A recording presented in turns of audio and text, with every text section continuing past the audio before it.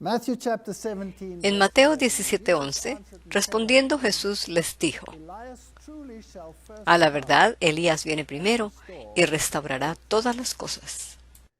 Así que antes de la venida del Señor, deberá haber una restauración del mensaje primitivo del Evangelio, como fue predicado en sus comienzos. El Evangelio siempre se ha sostenido sobre dos principios o columnas. La una es el Mesías, por supuesto, y la otra es la ley de Dios. ¿Por qué es que tenemos la confusión que existe en el mundo hoy? ¿Por qué está este planeta en rebelión? Porque el diablo se rebeló en el cielo en contra de los estatutos de Dios. Luego él continuó con su rebelión al conquistar a Adán y Eva de su lado. Y desde entonces tenemos este problema. La definición de pecado es que es la transgresión de la ley. Y Jesús dijo: porque no he venido a abolir la ley, sino a cumplirla. Y además dijo que ni una jota ni una tilde desaparecerán de la ley hasta que todas las cosas se hayan cumplido. El joven rico le preguntó a Jesús: Maestro bueno, ¿qué haré para heredar la vida eterna? Y Jesús le respondió: guarda los mandamientos. Yo los he guardado toda mi vida. Y Jesús le citó la segunda tabla de la ley. El joven le respondió: eso he hecho yo. Entonces Jesús le dijo: una cosa te falta. Debes amar a Dios con todo tu corazón y con toda tu mente y con todo lo que tienes. Por lo tanto, anda, vende todo lo que tienes y ven y sígueme. ¿Cuál fue el resultado? Bien, ¿por qué Jesús le dijo eso? Vemos que el joven rico no tenía ningún problema con la segunda tabla de la ley. Honra a tu padre y a tu madre, no hurtarás, no matarás, no cometerás adulterio, no levantarás falso testimonio, ni codiciarás cosa alguna de tu prójimo. Él no tenía ningún problema con esos. Su problema era que él tenía otra deidad, sus posesiones y su plata. Cuando Dios le dijo: ¿estarías preparado a seguirme dejando tus riquezas? Claro, no es que Dios espera que todos dejemos todo para seguirlo. Era una prueba. Y estoy seguro que si él se hubiera quedado sin nada como Job, Dios le hubiera dado mucho más si él se hubiera mantenido fiel. Mas le dice: ¿cómo lees en las Escrituras? Guarda los mandamientos. ¿Quieres tener acceso al árbol de la vida? Guarda los mandamientos. ¿Por qué tuvo que morir Cristo? Porque no se podía comprometer la ley. Resulta más fácil deshacernos de la ley, porque donde no hay ley no hay transgresión. ¿No es así? Eso hubiera resuelto el asunto. Ahora, aquel que hoy en día guarda la ley es considerado un legalista, pues tenemos un sistema que se ha esparcido por el mundo por medio del cual enseñan que ahora estamos bajo la gracia. Y precisamente eso significa que hemos sido perdonados. ¿Perdonados de qué? De la transgresión de la ley, obviamente. Pero si no hay ley, no hay transgresión. Entonces, ¿para qué se necesita gracia? Vemos pues que la ley y la gracia son inseparables. No podemos separar la una de la otra. Bueno, ¿cuál es ese mensaje que el último Elías del tiempo final deberá traer para restaurar todas las cosas? Así que antes demos un vistazo a lo que hizo el primer Elías. Pues hay más de un Elías. Hubo el Elías original, y luego hay el Elías en tipología, y el último Elías. El primer Elías, Primera de Reyes 18, 17 y 18. Cuando Acab vio a Elías, le dijo: ¿eres tú el que turba a Israel? Y él respondió: yo no he turbado a Israel, sino tú y la casa de tu padre, dejando los mandamientos de Jehová y siguiendo a los Baales. Bueno, aquí vemos que los mandamientos son el tópico de discusión en el primer Elías. Luego hubo un segundo Elías. Mateo 3, 1 al 3. En aquellos días vino Juan el Bautista predicando en el desierto de Judea y diciendo: arrepentíos, porque el reino de los cielos se ha acercado. Pues este es aquel de quien habló el profeta Isaías cuando dijo: voz del que clama en el desierto, preparad el camino del Señor, enderezad sus sendas. Juan el Bautista fue el heraldo de la primera venida de Cristo. Juan el Bautista dio un mensaje especial para preparar el camino, de manera que los corazones del pueblo fueran receptivos a la llegada de Cristo Jesús. Bien, ¿y cuál fue el papel que desempeñó Juan el Bautista de acuerdo con las Escrituras? Lucas 1:13. Pero el ángel le dijo: Zacarías, no temas, porque tu oración ha sido oída y tu mujer Elizabeth te dará a luz un hijo y llamarás su nombre Juan.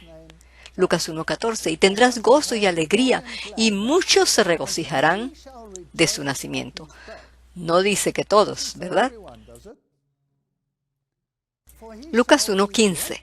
Porque será grande delante de Dios, no beberá vino ni sidra, así que él estaba bajo un voto especial, y será lleno del Espíritu Santo aún desde el vientre de su madre. Ahora, allí hay una tipología. Desde el mismo momento de su concepción, estaría lleno del Espíritu Santo, y hará que muchos de los hijos de Israel se conviertan al Señor de ellos. ¿Dice aquí que todos? No. E irá delante de él con el espíritu y el poder de Elías. Bueno, aquí vemos que él es el prototipo de Elías, para hacer volver los corazones de los padres a los hijos y de los rebeldes a la prudencia a los justos. Así que deberá haber un cambio de corazón, de la forma de pensar, para preparar al Señor un pueblo bien dispuesto. Este fue el encargo dado a este Elías. Y tú, niño, profeta del Altísimo serás llamado, porque irás delante de la presencia del Señor. Ahora aquí anuncia su cometido, para preparar sus caminos. Lucas 1:77, para dar conocimiento de salvación a su pueblo, para perdón de sus pecados. Conocimiento de salvación. ¿Qué dijo Juan el Bautista cuando vio a Jesús acercarse a él para ser bautizado? He aquí el Cordero de Dios que quita el pecado del mundo. He aquí el Cordero de Dios. Bien, el Cordero del sacrificio. Claro que tipificaba al Hijo de Dios que moriría. ¿Y por qué moriría? Por el pecado. ¿Qué es pecado? Transgresión de la ley. Por cuanto todos pecamos y estamos destituidos de la gloria de Dios. No hay justo ni aún uno. Así que hasta Juan el Bautista, a pesar de que él dio este mensaje, cae dentro de esta categoría. ¿No es así? Él era de los que necesitan ser salvos por gracia, como todos los demás. Mas él tenía que dar conocimiento de salvación, pues la salvación descansa en una persona, no se halla dentro de nosotros. Yo no puedo por mí mismo, si estoy muerto, darme vida, y estaba muerto en transgresiones. Así que solo un Salvador, quien tiene vida en sí mismo para impartirla a otros, puede darme vida de nuevo, al estar muerto yo. Así que la salvación es en Cristo y solo en Cristo. Por eso es que Juan el Bautista le señaló hacia él. Pero se puede percibir que el tema del pecado también está incluido. Por la entrañable misericordia de nuestro Dios con que nos visitó desde lo alto la aurora, para dar luz a los que habitan en tinieblas. Aquí indica que este mensaje tiene que llegar a aquellos que no lo conocen, y en sombra de muerte, para encaminar nuestros pies por camino de paz. Bien, ¿y cuál es el camino de paz? Bueno, en Salmo 119, 165 dice: mucha paz gozan los que aman tu ley, y no hay para ellos tropiezo. Y en Eclesiastés 12:13, Salomón dice: teme a Dios y guarda sus mandamientos, porque esto es el todo del hombre. Y el niño crecía y se fortalecía en espíritu y estuvo en lugares desiertos hasta el día de su manifestación a Israel. ¿Y por qué estaba él en el desierto? A él no lo aceptaban los del grupo convencional. Él no estudió en sus escuelas. Era un individuo sencillo. No tenía la educación de los fariseos. Y vivía en el desierto. Allí también tenemos otro prototipo, pues Israel también pasó tiempo en el desierto. Así es como Dios nos alcanza en los desiertos de nuestra vida. Allí es donde nos puede enseñar su camino. Ahora, ¿quién sería ese Elías final que habría de venir a dar ese mensaje? El libro de Apocalipsis o de Revelación nos revela las características del remanente. Estoy seguro que no todos los aquí presentes nacieron en hogares adventistas. Ciertamente, yo no. Fui ateo pues nací y fui criado como católico romano. Vengo de una familia en la que mi madre era luterana y lo último que alguien podría haberme sugerido era que yo llegaría a ser miembro de esta iglesia. Debe haber un camino más fácil que este, ¿verdad? Seguramente tiene que haber algo más fácil. Para empeorarla, si uno asiste a un servicio religioso de ellos, verán que todos son raros. Son raros, se ven cómicos, hablan cómico y comen cómico. No hay duda al respecto, son raros. Bien, ¿y cuáles son las características? Bueno, en Jeremías se nos dice cómo Dios compara a su pueblo. ¿Y qué paralelo usa? Jeremías 6:2, a la bella y delicada hija de Sión. Así que a su pueblo, que en Isaías 51:16 le llama su pueblo, a los de Sión, le compara con una delicada y bella mujer. Y diciendo a Sión, pueblo mío eres tú. Por eso es que Jesús es el novio y su iglesia es la novia. Compara a su pueblo con una mujer. En 2 Corintios 11:2, porque os celo con celo de Dios, pues os he desposado con un solo esposo, para presentaros como una virgen pura a Cristo. Él usa este paralelo de una mujer. Y luego la Biblia nos dirá acerca del conflicto que existe entre la mujer, la cual es la iglesia de Dios, y las fuerzas del mal. Apocalipsis 12:6. ¿Y la mujer? ¿Qué es esto? Es la iglesia de Dios. Huyó al desierto. ¿Dónde estaba Juan el Bautista? Siempre en el desierto, donde tiene lugar preparado por Dios, para que allí la sustenten por 1260 días. Bien, 1260 años. Todos los reformadores concluyeron y están de acuerdo que este fue el período de dominio papal. Todos los reformadores, Lutero, Calvino, Baxter, Kramer, Knox, y sigue la lista, concluyeron que este fue el período de supremacía papal. Entonces, ¿quién fue la mujer que tuvo que huir de la ira de la persecución a lugares solitarios? Los verdaderos depositarios de la palabra de Dios. Vayamos a sus propios comienzos y encontraremos que fueron los valdenses. Un poco más adelante fueron los albigenses, luego la iglesia del este o la iglesia de Siria.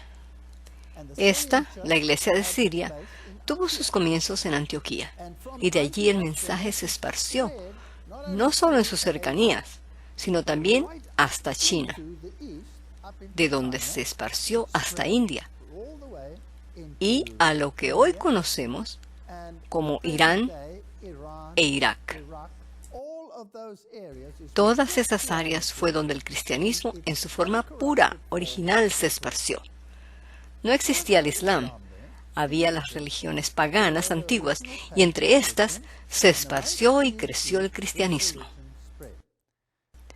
Los manuscritos asociados con ese conocimiento básico surgieron de Antioquía. El apóstol Tomás predicó el Evangelio tan lejos como hasta India.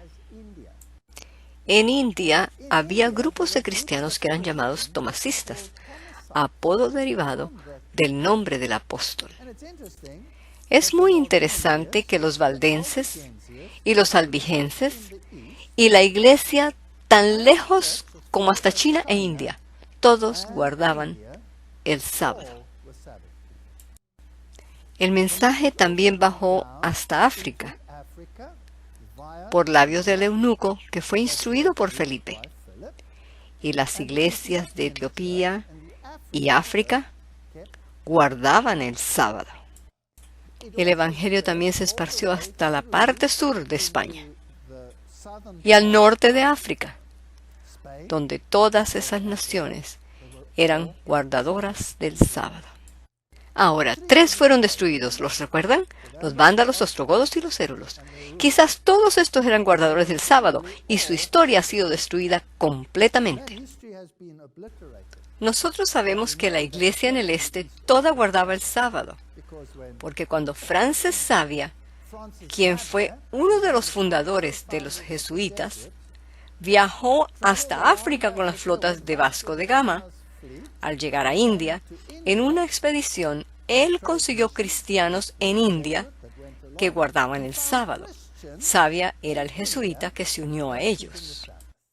Eso lo desconcertó totalmente, de manera que él instituyó la Inquisición en Goa para destruirlos. Lo mismo sucedió en Etiopía, pues allá también guardaban el sábado. Se puede hacer un recorrido por la historia de las naciones de los negros, y en todas eran guardadores del sábado. Y también encontraremos que fueron los jesuitas los que entraron y causaron división entre ellos. Separaron al príncipe y sus aliados, y al rey y sus aliados, creando guerra, hasta que llegaron al punto que guardaban ambos días, dependiendo en qué lado estaban. Vemos que el sábado fue un gran asunto. Todos los valdenses fueron guardadores del sábado. Los albigenses fueron de Francia y estaban emparentados con los valdenses.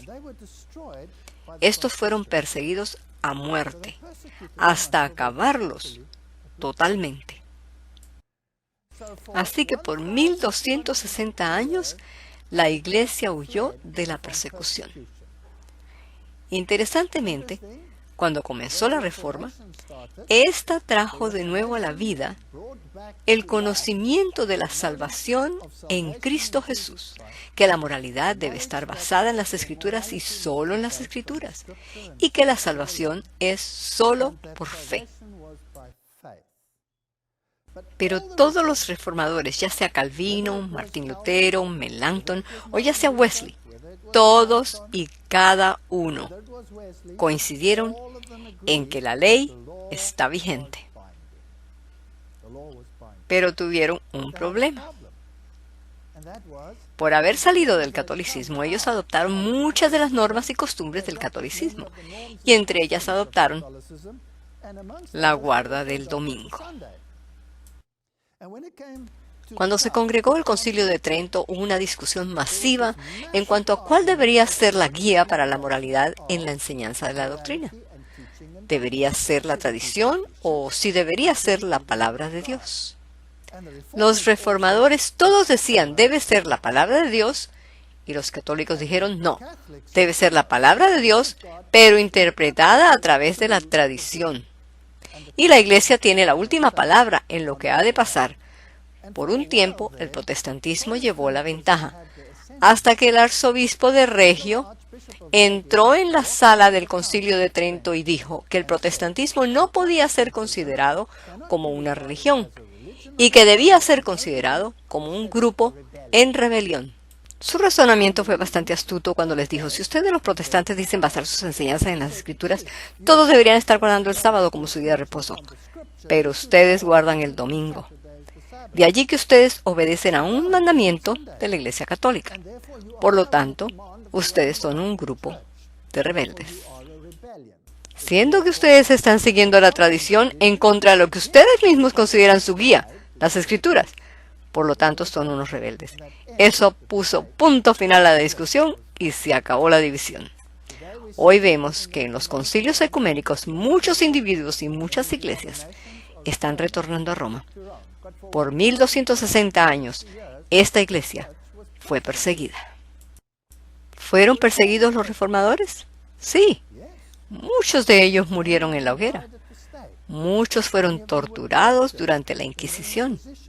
E inclusive después de 1798, cuando la Inquisición ejercida por los dominicos finalizó, pero no llegó a su fin en Roma, donde la Inquisición era ejercida por los jesuitas. Allí continuó, inclusive durante el periodo conocido como el tiempo de la herida mortal, en la que el papado perdió su dominio. Ahora, continuemos con la historia. Apocalipsis 12, 13 y 14. Y cuando vio el dragón, este es el diablo, que había sido arrojado a la tierra, persiguió a la mujer que había dado a luz al hijo varón. Aquí se refiere a la iglesia de Dios, de la cual vendría el Mesías. Y se le dieron a la mujer 2 alas como de gran águila, para que volase al desierto a su lugar, donde es sustentada por un tiempo y tiempos, y la mitad de un tiempo. Aquí hay este paralelismo hebreo en el cual nos da el mismo periodo de tiempo de los 3 años y medio de Daniel, en el cual todos los reformadores, de nuevo, concuerdan que este es el periodo de dominio papal y tomaron día por año. De delante de la serpiente, ven que Dios siempre ha estado con su iglesia. Pero su iglesia nunca ha sido popular.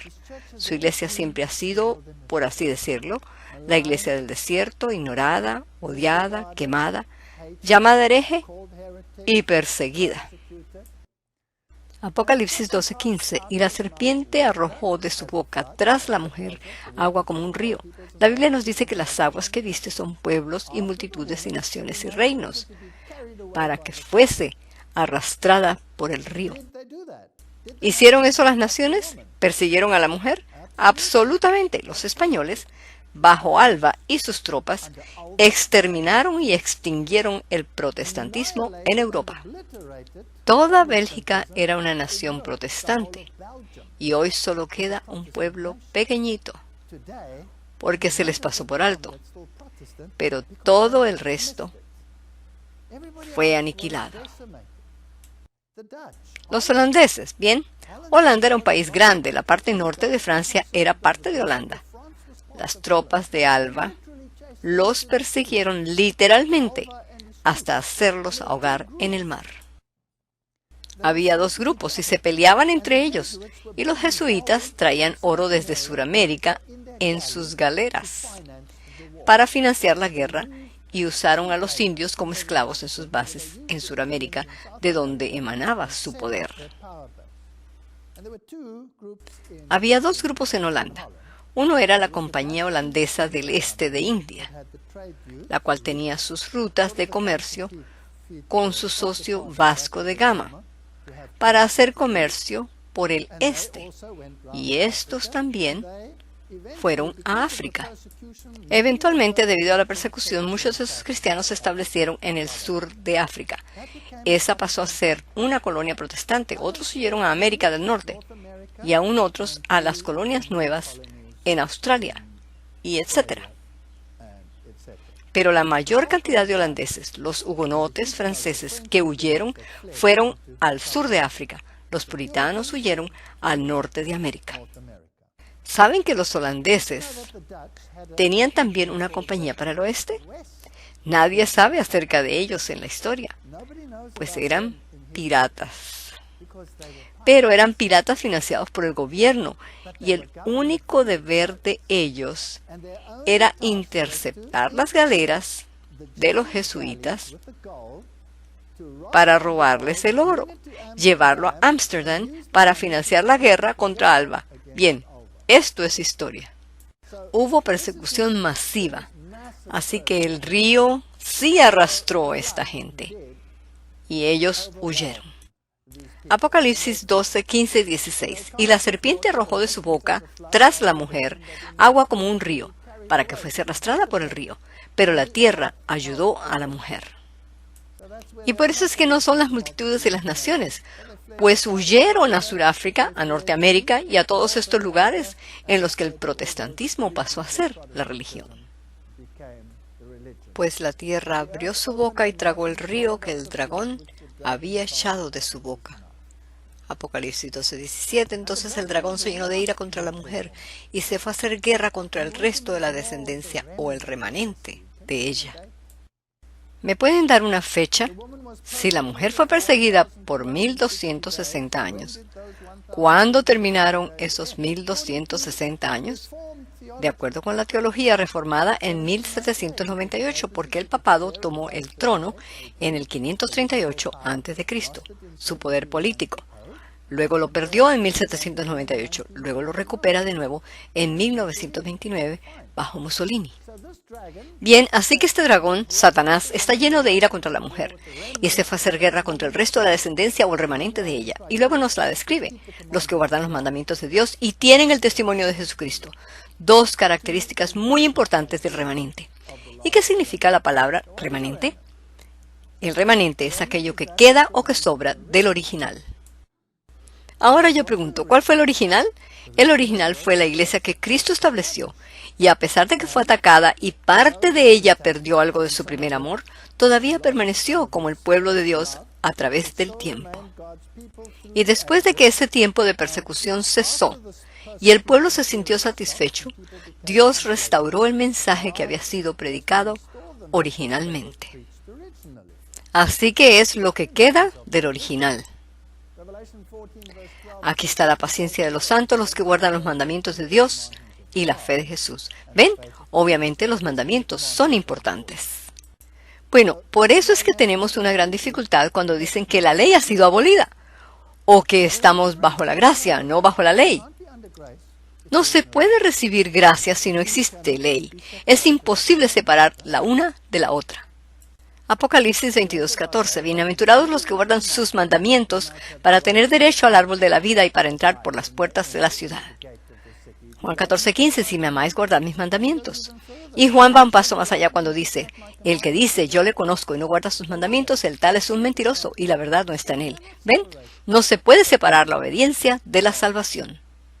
Así que las dos características distintivas del remanente de Dios o de la descendencia de la mujer son, primero, guarda los mandamientos de Dios, segundo, tiene el testimonio de Jesucristo. ¿Correcto?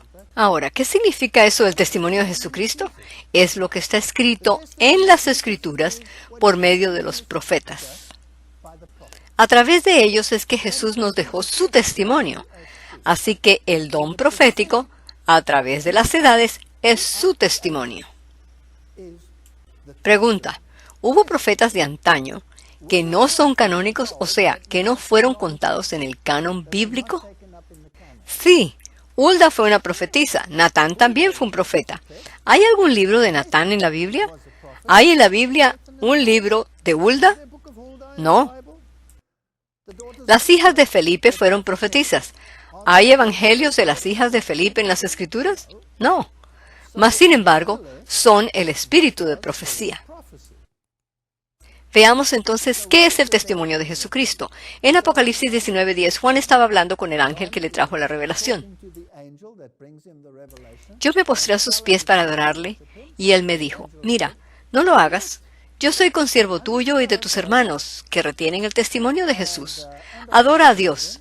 Y luego el ángel lo define, porque el testimonio de Jesús es el espíritu de profecía.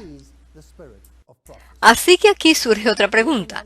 Si el último grupo, que debe esparcir el mensaje, tiene que guardar los mandamientos y debe tener su testimonio, ¿debe entonces tener el don profético? ¿Sí o no? Según este texto, debe tenerlo. Así que el pueblo de Dios de los últimos días guardará los mandamientos de Dios y tiene el don de profecía. Es bíblico. Suena extraño, pero es bíblico. Ahora, ¿cuándo entra en efecto este mensaje final? Cuando uno toma el libro de Apocalipsis, la primera porción es la continuación de la historia. ¿Recuerdan? Da un vistazo a toda la historia y repite la historia en sus diferentes facetas. Y en los capítulos 11 al 17 presenta el gran conflicto. Y ese es el mensaje del fin del conflicto entre el bien y el mal en este planeta. Tenemos la rama histórica y luego la rama escatológica en la segunda mitad del libro de Apocalipsis. En el capítulo 10 introduce la información la cual separa el mensaje final de los mensajes previos. Apocalipsis 10:1. Vi descender del cielo a otro ángel fuerte, envuelto en una nube con el arco iris sobre su cabeza, y su rostro era como el sol y sus pies como columnas de fuego. Esta palabra ángel es Elohim, la cual puede también significar Dios. Así que él descendió, y la descripción es idéntica a lo que Daniel vio, y es igual a lo que Isaías vio, cuando dijo, «Ay de mí que soy muerto, porque siendo hombre inmundo de labios, y habitando en medio de pueblo que tiene labios inmundos, han visto mis ojos al Rey Jehová de los ejércitos». Luego Dios toca sus labios con el carbón encendido y le dice, «Tus pecados te son perdonados». Entonces Dios le pregunta, ¿a quién enviaré? E Isaías respondió, «Envíame a mí». Noten que a pesar de que somos de labios inmundos, viviendo entre pueblos de labios inmundos, Dios todavía nos usa si nos entregamos voluntariamente. No nos usa porque seamos mejor que otros, somos deplorables. Dios no nos usa porque tengamos algún talento especial o un don especial, el cual Él necesite desesperadamente. Pues Él puede hacer hablar hasta las piedras. Él no nos necesita, pero es un honor ser usados por Él si Él lo desea. Así que aquí está este ángel, pues esta es una visión de Dios como Él se presenta. Tiene un pie sobre la tierra y el otro sobre las aguas. Apocalipsis 10, 2 al 6. Tenía en su mano un librito abierto, y oí una voz del cielo que decía: sella las cosas que los 7 truenos han dicho, y no las escribas. Y el ángel que vi en pie sobre el mar y sobre la tierra, así que lo abarca todo, levantó su mano al cielo y juró por el que vive por los siglos de los siglos, que creó los cielos y las cosas que están en él, y la tierra y las cosas que están en ella, y el mar y las cosas que están en él, que el tiempo no sería más.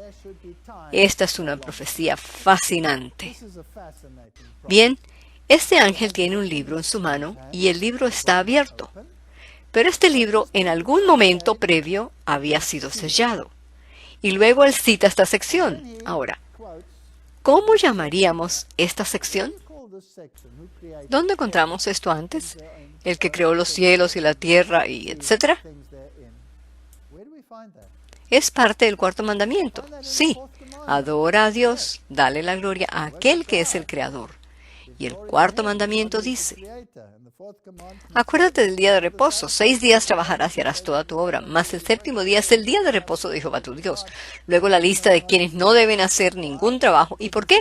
Porque en 6 días creó Dios los cielos y la tierra, el mar y todas las cosas que en ellos hay. Bueno, este es el sello de Dios, y el sello de Dios de alguna forma va a pasar a ser prominente en este mensaje. Daniel 8:14, y él dijo: hasta 2300 tardes y mañanas, luego el santuario será purificado. Esta profecía, la de los 2300 días, es la profecía más larga en la Biblia. Y lo interesante acerca de esta profecía es que la última porción de ella, en el libro de Daniel, aparece sellada. Daniel quería saber de qué se trataba esa porción de la profecía, pero el ángel Gabriel le dijo: tú, empero, Daniel, cierra las palabras y sella el libro hasta el tiempo del fin. Continuamos con Apocalipsis 10, 8 al 11. La voz que oí del cielo habló otra vez conmigo y dijo: ve y toma el librito que está abierto en la mano del ángel que está en pie sobre el mar y sobre la tierra. Y fui al ángel diciéndole que me diese el librito, y él me dijo: toma y cómelo, y te amargará en el vientre, pero en tu boca será dulce como la miel. Entonces tomé el librito de la mano del ángel, y lo comí, y era dulce en mi boca como la miel, pero cuando lo hube comido amargó mi vientre. Y él me dijo: es necesario que profetices otra vez sobre muchos pueblos, naciones, lenguas y reyes. Ahora, ¿qué significa esto? Así que él toma el rollo, el cual es la palabra de Dios, es una profecía, se lo come, dulce, y se torna amargo, y se le ordena que profetice otra vez. ¿Será posible que él pensó que la profecía había llegado a su fin y ahora se le ordena que debe profetizar otra vez? Estudiémoslo a profundidad. Jeremías 15:16. Fueron halladas tus palabras y yo las comí, y tu palabra me fue por gozo y por alegría de mi corazón, porque tu nombre se invocó sobre mí, oh Jehová, Dios de los ejércitos. Así que debemos internalizar la palabra de Dios. Ese es el sentido en la metáfora de comerlo. Ezequiel 3:3 nos dice un poco más. Y me dijo: hijo de hombre, alimenta tu vientre y llena tus entrañas de este rollo que yo te doy. Ese rollo es la profecía. Y lo comí, y fue en mi boca dulce como la miel. Ezequiel 3:4. Luego me dijo: hijo de hombre, ve y entra a la casa de Israel y habla a ellos con mis palabras. Así que esto es lo que Dios quiere decir cuando le manda a comer el rollo: internalizarlo, entenderlo y luego predicarlo. Y a ellos se les ordenó que debían profetizar otra vez. ¿Por qué se torna amargo? Pero en el caso de Ezequiel era dulce. La palabra de Dios es dulce. ¿Por qué se torna amarga? ¿No se les convirtió en amargura porque cometieron un error y no la entendieron? Ellos pensaron que indicaba algo diferente y pensaron, wow, estas son noticias maravillosas, cuán dulce, pero luego no sucedió lo que pensaban y fueron muy amargamente chasqueados. ¿Es posible? Apocalipsis 10:11, y él me dijo, es necesario que profetices otra vez sobre muchos pueblos, naciones, lenguas y reyes. A mí esto me suena como que es un mensaje universal, ¿verdad? Lucas 24:21. Pero nosotros esperábamos que Él era el que había de redimir a Israel. Y ahora, además de todo esto, hoy ya es el tercer día que esto ha acontecido. ¿Quiénes dijeron estas palabras? ¿No fueron los dos varones que caminaban hacia Emaús? Ahí iban totalmente desalmados y caras largas, porque su gran esperanza había sido crucificada. Ellos esperaban que el reino sería establecido, pues Jesús había entrado a Jerusalén en una multitud de aclamaciones y hosanas, las palmas de victoria habían sido extendidas a su paso, y el viernes de la siguiente semana había muerto. Y mientras caminaban con los corazones destrozados, absolutamente tristes y en amargura de corazón, el tercer hombre se une a ellos. Y entonces ellos le dijeron, pero nosotros esperábamos que Él era el que iba a redimir a Israel. Y ahora, además de todo esto, hoy es ya el tercer día que esto ha acontecido, totalmente desconsolados. Finalmente llegan a la casa donde iban, y mientras ellos entraban, Jesús siguió de largo. Ellos le dijeron, oh, no, pase, entre a nuestra casa. Allí hay una lección. Jesús no entra donde no es invitado. Y cuando tomó el pan y lo quebró, hasta entonces, ¿a quién reconocieron? A Jesús.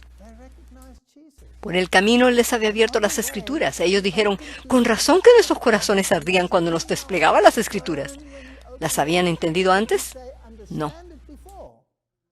¿No les había dicho múltiples veces que moriría, pero que al tercer día resucitaría?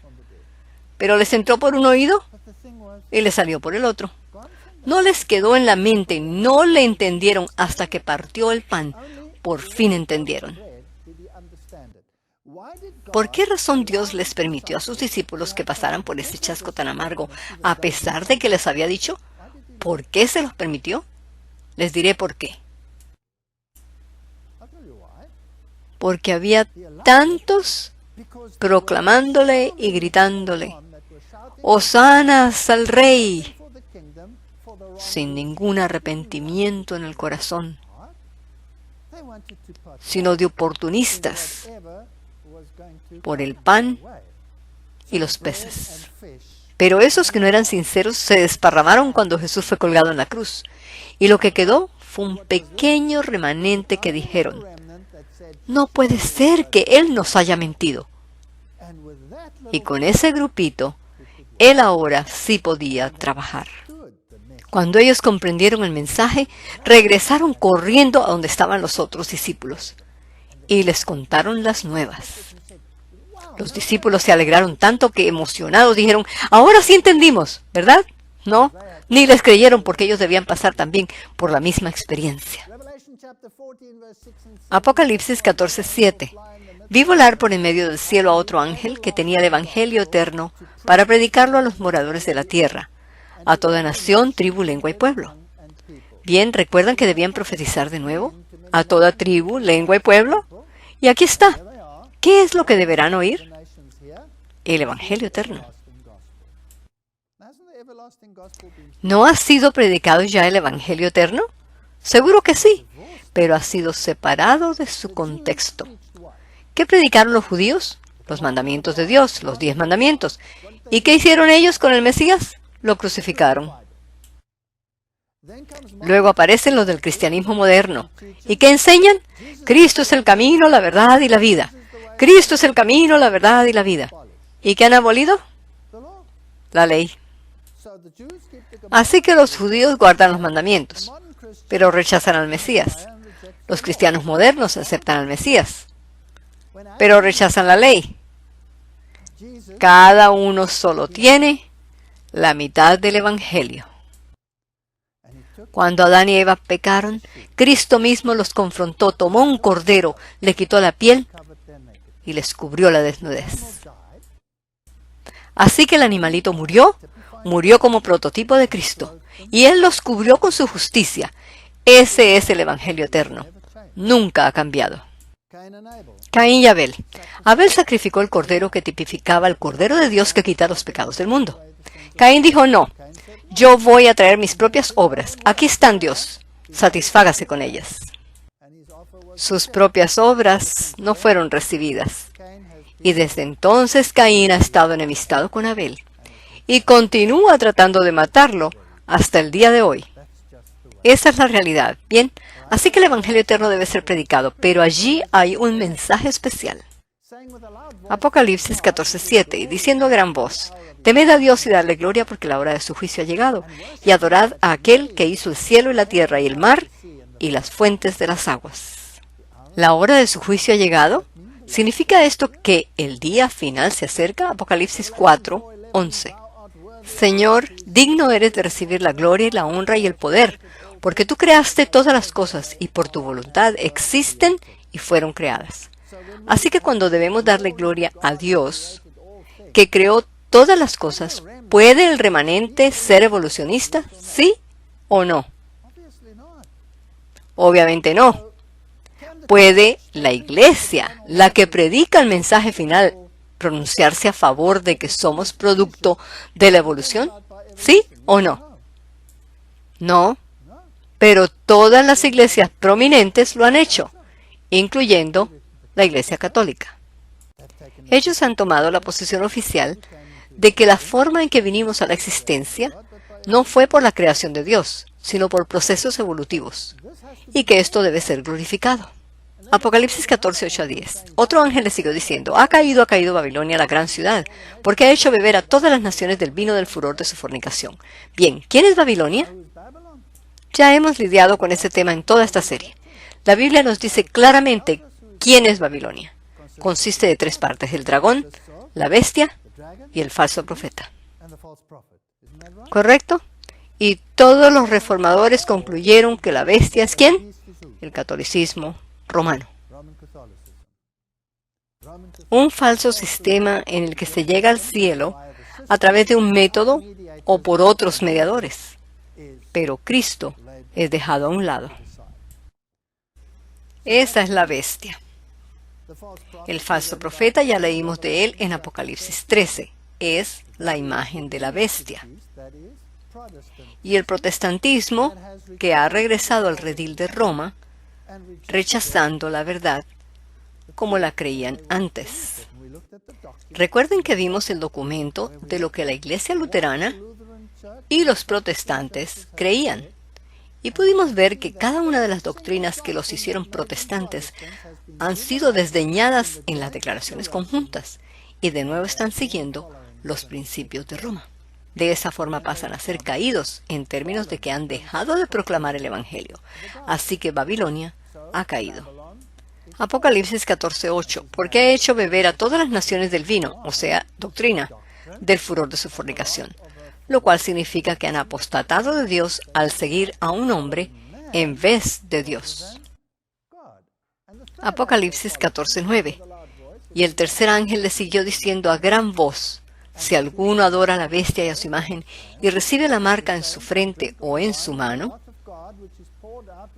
Apocalipsis 14:10, este también beberá del vino de la ira de Dios, que ha sido vaciado puro en el cáliz de su ira, y será atormentado con fuego y azufre delante de los santos ángeles y del Cordero. Así que hay una gran alerta para dar al mundo.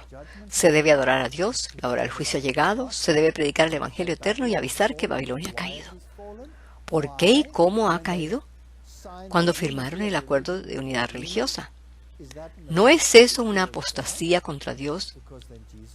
Cuando se niega a Jesús y ya la salvación no es por gracia en Cristo. Además, que no se siga la marca de la bestia. Roma ha dicho que la marca de su poder eclesiástico es el hecho de que ha cambiado el reposo del sábado al domingo, y esa es la alerta final que debe darse al mundo. Apocalipsis 14:12. Aquí está la paciencia de los santos, los que guardan los mandamientos de Dios y la fe de Jesús.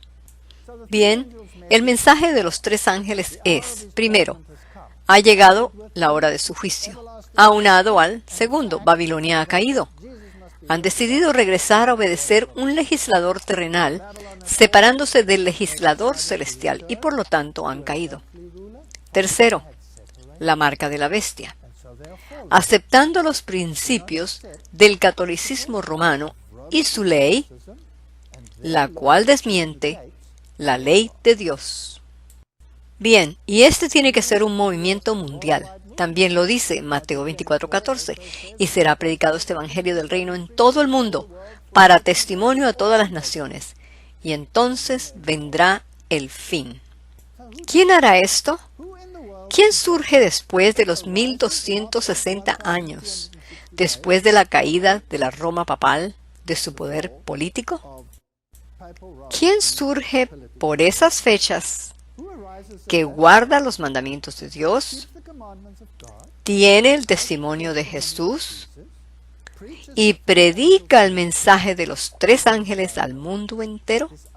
Hay una sola organización que hace eso, no hay ninguna otra, y esa es la Iglesia Adventista del Séptimo Día.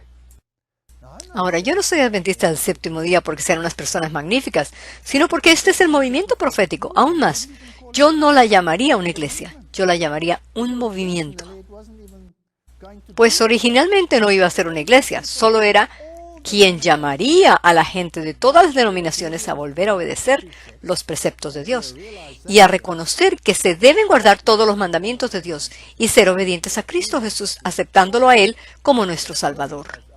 Y además tiene un mensaje de separación, Apocalipsis 18:4. Y oí otra voz del cielo que decía, salid de ella, pueblo mío, para que no seáis partícipes de sus pecados, ni recibáis parte de sus plagas. Así que pareciera que posee exclusividad, pero no es así. Al contrario, acoge y une. Segunda de Corintios 6:17, por lo cual salid de medio de ellos y apartaos, dice el Señor, y no tocáis lo inmundo, y yo os recibiré.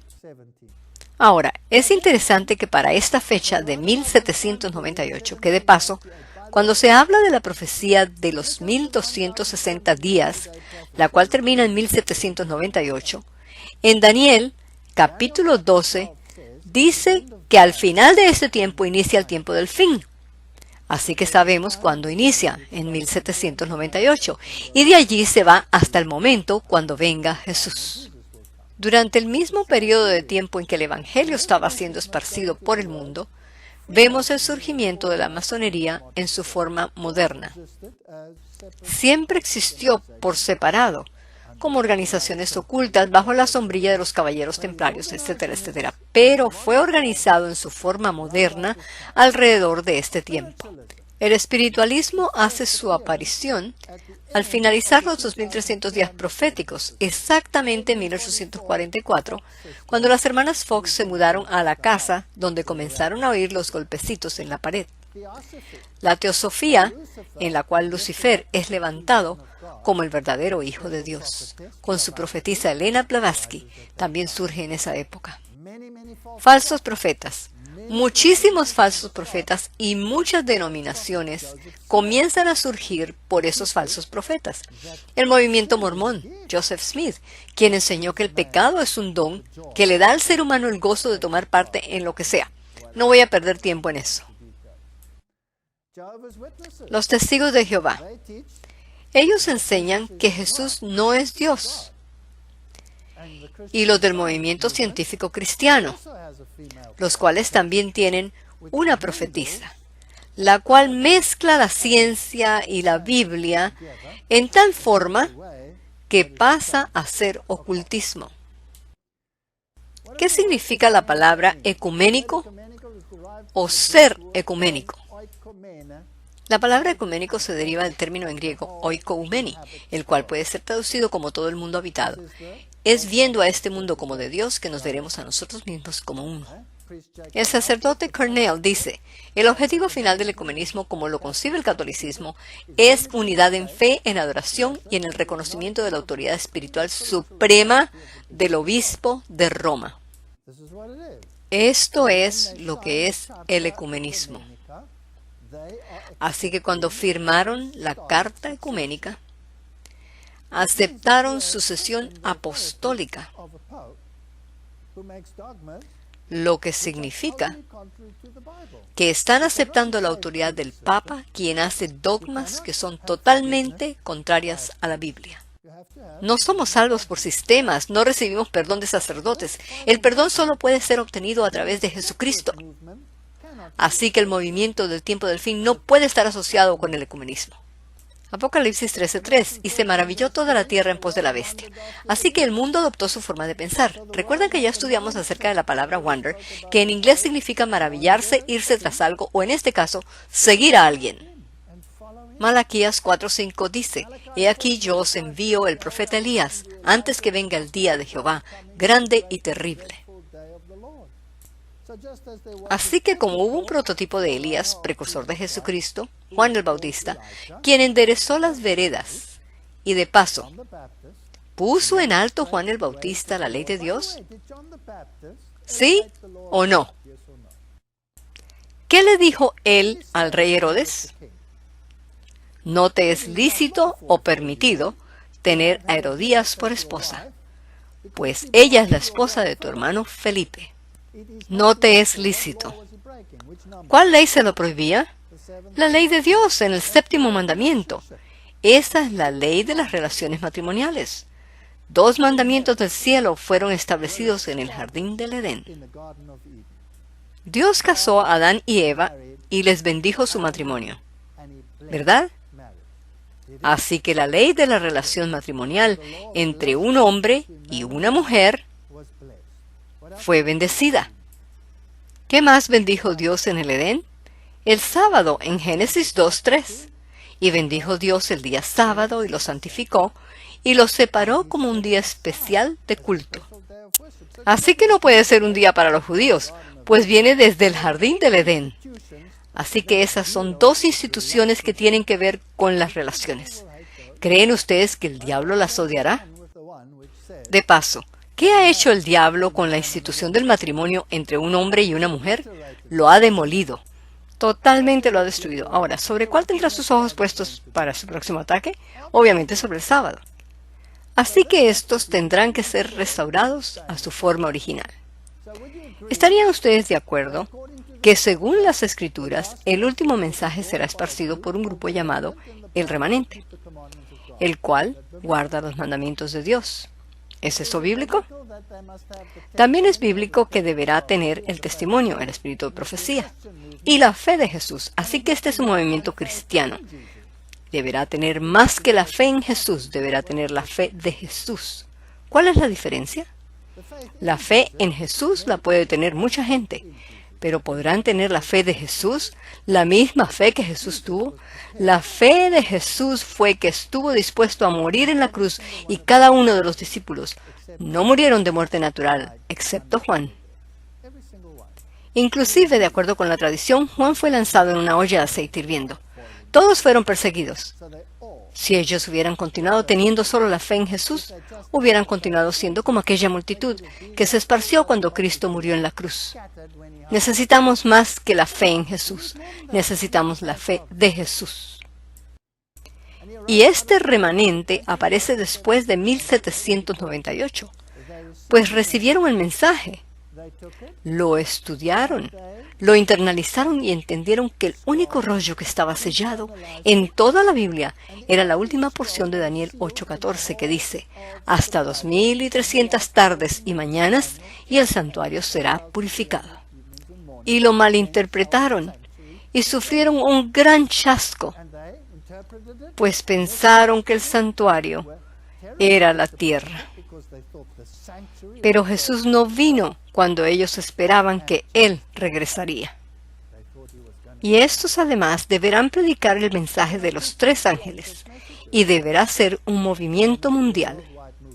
Isaías 58:12, y los tuyos edificarán las ruinas antiguas, los cimientos de generación y generación levantarás, y serás llamado reparador de portillos.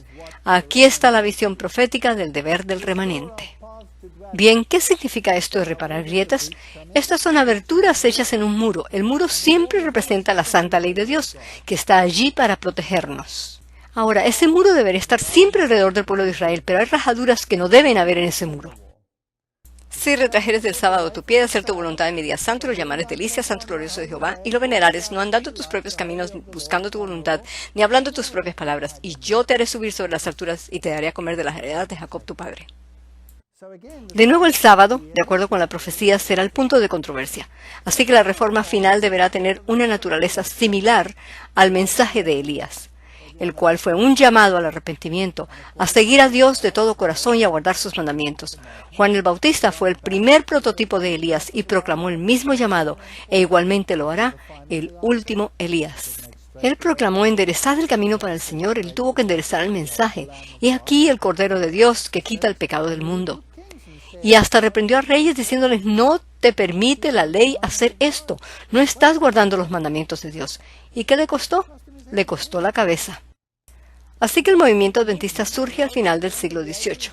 Fue un movimiento internacional en un momento en que la espiritualidad humana se hallaba debilitada. En América se habían sufrido los embates de la guerra y el derramamiento de sangre. En Europa habían sufrido la Revolución Francesa, con la cual se sacrificó la verdad reemplazándola con la diosa de la razón.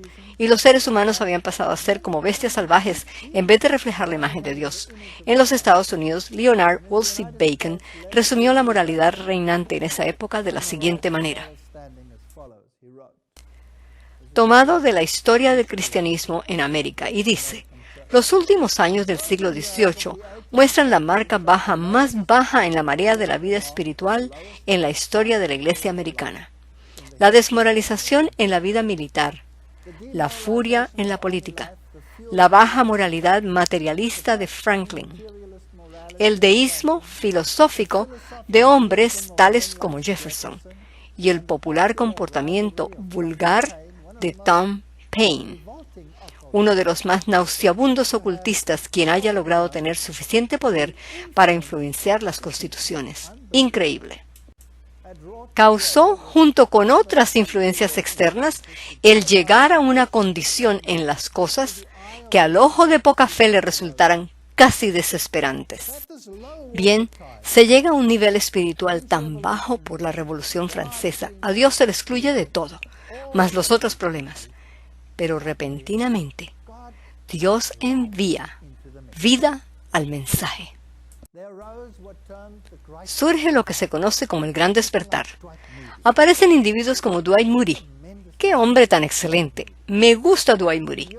En Europa y en América hubo un gran énfasis en la segunda venida de Jesús, y las profecías de Daniel y Apocalipsis fueron escudriñadas de nuevo.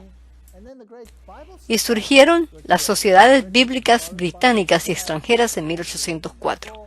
Luego la Sociedad Bíblica Americana en 1816 y la Sociedad Misionera del Hogar Americano en 1826. Súbitamente las Biblias estaban siendo distribuidas por el mundo como nunca antes en la historia. Seguramente que Dios estaba listo para hacer algo. Uno de los predicadores más prominentes en proclamar la segunda venida fue William Miller. Fue el candidato más inesperado. ¿Por qué no se esperaba que fuera él? Porque originalmente él había sido influenciado por sus amigos y él era deísta. Ahora, los deístas creen que hay Dios, pero que a él no le interesa lo que pasa aquí en la tierra, que inició la creación y luego la abandonó a su propio destino. No está interesado ni asociado con esta tierra en forma alguna.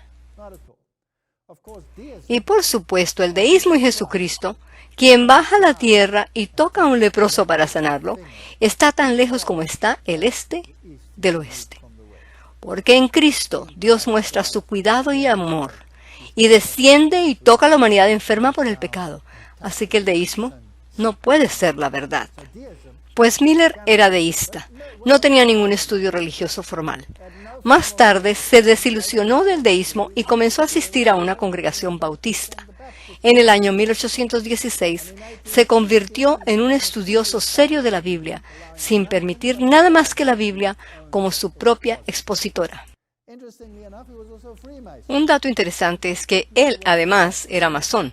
No se puede ser peor que esa combinación, ¿verdad? Esto es lo que él escribió.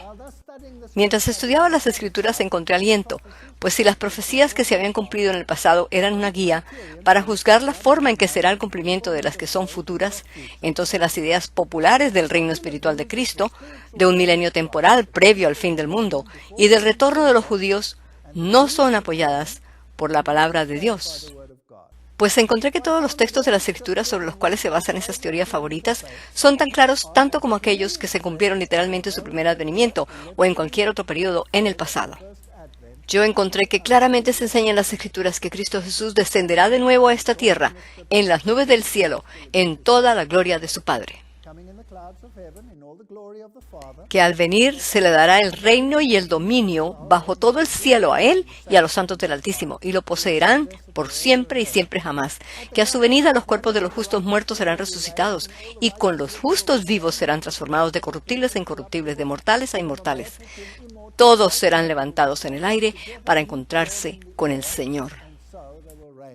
Yo encontré que el único milenio que enseña la palabra de Dios son los 1000 años que habrán entre la primera resurrección y la del resto de los muertos, como lo indica Apocalipsis 20, y que necesariamente debe ser seguido a la venida en persona de Cristo y la regeneración de la tierra. Que hasta la venida de Cristo y el fin del mundo, los justos y los malvados continuarán estando juntos en la tierra, y que el cuerno del papado hará guerra contra los santos hasta su aparición y reino, cuando será destruido por la gloriosa venida de Cristo. Ya nosotros vimos eso versículo por versículo, ¿lo recuerdan? Es bíblico, y eso es lo que los reformadores creyeron. Se deben seguir necesariamente las diferentes porciones de la Escritura que se refieren al tema de los 1000 años o milenio, el cual tendrá su cumplimiento después de la resurrección de todos los santos que duerman en Jesús. Y yo encontré además que aquellas promesas con respecto a la restauración de Israel son aplicadas por el apóstol a todos aquellos que estén en Cristo. El revestirse de Cristo los constituye en la simiente de Abraham y por consiguiente en herederos de acuerdo con la promesa. ¿Es eso bíblico? Sí, así que William Miller puso a un lado su deísmo. William Miller decidió poner a un lado las enseñanzas populares de su tiempo e iba a leer lo que las Escrituras dicen. En cuanto a la interpretación profética, William Miller aplicó el principio de día por año. Pregunta, ¿fue ese el principio que usaron los reformadores? Sí, los reformadores luteranos lo aplicaron. Los reformadores calvinistas también lo aplicaron. John Knox lo aplicó. Todos aplicaron ese principio de día por año. No es algo nuevo. Y él concluyó que los 2300 días de Daniel 8:14 comenzaban con el periodo de las 70 semanas de Daniel 9:24 y que terminarían más o menos en el año 1943. De ese modo, al final de mis 2 años de estudio de las Escrituras en 1818, llegué a la solemne conclusión de que más o menos en 25 años desde esa fecha, en 1943, todos los afanes de nuestro mundo presente terminarían. Pensaron que el santuario que sería purificado era la tierra, pero se equivocaron. Fue un chasco amargo, pero el error no era en la profecía. Si se toma la profecía de las 70 semanas y se pone en la primera porción de los 2300 días, se llega exactamente al nacimiento de Jesús, el Mesías. Y si no se aplica el principio de día por año, no coincide con el nacimiento de Jesús. ¿Por qué creen ustedes que el Sanedrín 17b en el Talmud dice no se deben calcular las 70 semanas? Porque se descubre el nacimiento de Jesucristo y toda la economía judía desaparecería. Sin embargo, si se calcula bien y se completa hasta los 2300 años, llega exactamente al año 1844. Pero ellos cometieron un error y no contaron el año cero. Y el hecho de que el año judío no era como el nuestro, sino que los meses están divididos todos en 30 días. Pero después de un tiempo, un hombre llamado Samuel Snow les hizo énfasis en el 7º mes otoñal de los judíos, Tishri, y entonces se concluyó que sería como en el día anual de expiación del santuario terrenal, que era en el 10º día del 7º mes del calendario religioso judío, por lo tanto sería en el otoño de 1844. Esta es la carta de William Miller concerniente a su membresía en la masonería. Todos se preguntan cómo puede él hablar con sensatez habiendo sido masón. Este es su documento escrito con su puño y letra y dice así: yo, William Miller, sintiendo la voluntad de hacer todo lo que el Evangelio me permita hacer para conciliar los sentimientos de mis hermanos en Cristo, he aquí que renuncio a mi conexión con la institución de la masonería y, de nuevo, no tener ninguna participación con ninguna práctica que sea incompatible con la palabra de Dios entre los masones. Si Dios escogiera todo el tiempo a los más santos y puros, entonces nadie hubiera oído jamás nada del Evangelio. Martín Lutero, ¿quién era él antes de llegar a ser la estrella más grande del protestantismo? ¿No era él un sacerdote católico romano metido en toda clase de misticismos? ¿Sí o no? ¿Qué era William Tyndale? Era otro sacerdote católico romano. ¿Qué era Wycliffe? También otro sacerdote católico romano. No porque alguien fue, significa que permanecerá. ¿Qué era yo?